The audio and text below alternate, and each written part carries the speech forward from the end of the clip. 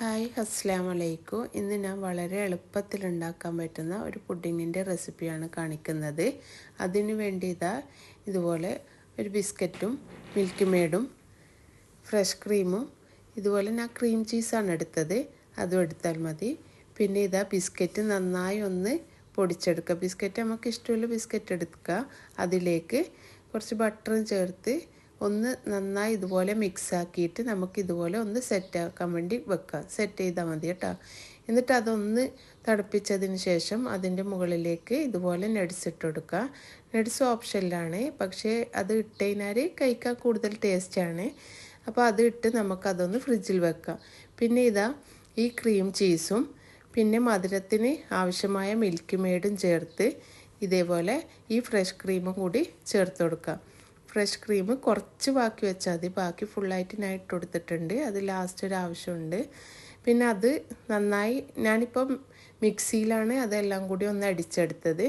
അടിച്ചെടുത്തതിന് ശേഷം ഇതുപോലെ നമുക്ക് ഇതിൻ്റെ മുകളിലേക്ക് മെല്ലെ ഒഴിച്ചു കൊടുക്കുക. അപ്പോൾ അതൊന്ന് ഒഴിച്ചതിന് ശേഷം നമുക്കതൊന്ന് ഫ്രിഡ്ജിൽ വീണ്ടും വെച്ച് അതൊന്ന് തണുക്കാൻ വേണ്ടി മാറ്റി വെക്കാം. പിന്നെ അതിൻ്റെ മുകളിലേക്ക് ഒഴിച്ചു കൊടുക്കാൻ വേണ്ടി ഒരു ചോക്ലേറ്റ് സോസാണ് ഉണ്ടാക്കുന്നത്. അതിന് ഒരു അരക്കപ്പോ അല്ലെങ്കിൽ ഒരു 3/4 കപ്പോ പാലെടുക്കുക. അതിലേക്ക് 2 ടേബിൾ സ്പൂൺ കൊക്കോ പൊടിയും 1 ടീസ്പൂൺ കോൺഫ്ലവറിൻ്റെ പൊടിയും ഇതുപോലെ നന്നായി മിക്സാക്കുക. അടുപ്പിൽ വെക്കുന്നതിന് മുമ്പ് തന്നെ ഇങ്ങനെ മിക്സാക്കി എടുത്താൽ മതിയേ.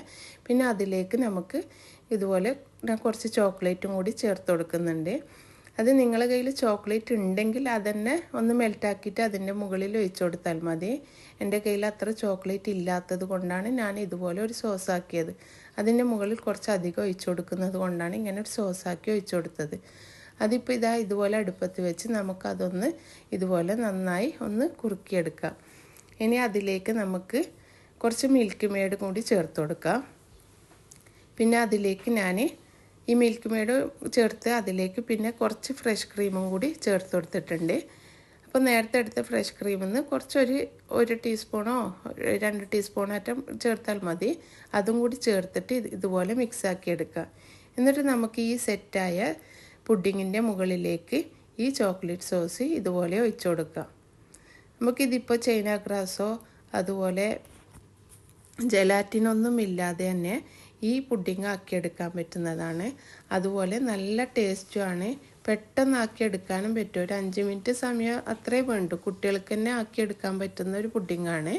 വളരെ എളുപ്പത്തിലാക്കാനും പറ്റും. അതുപോലെ നല്ല ടേസ്റ്റുമാണ്. എല്ലാവരും ഈ ഒരു പുഡിങ് ഒന്ന് ട്രൈ ചെയ്ത് നോക്കുക. ഇൻഷാ അല്ലാഹ് അടുത്ത വീഡിയോയുമായി വരുന്നത് വരെ അസ്സലാമു അലൈക്കും.